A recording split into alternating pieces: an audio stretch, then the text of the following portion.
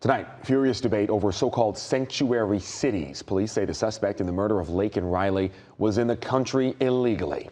Atlanta News First, Chelsea Bynfor is live at 5. And Chelsea, sanctuary cities, well, they're not legal here in Georgia, but some areas have found ways to navigate around that.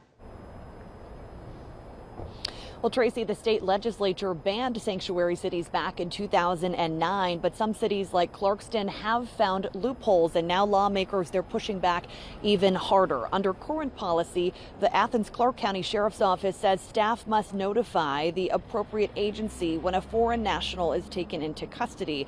The policy goes on to say they won't hold someone on a detainer unless it's accompanied by a warrant, and a person will be released within 48 hours unless picked up by the feds.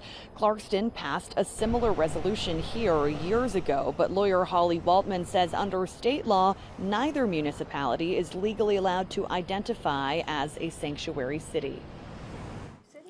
Athens-Clarke County would not state that they are a sanctuary city, but they do have laws in place that protect individuals that are undocumented within the state.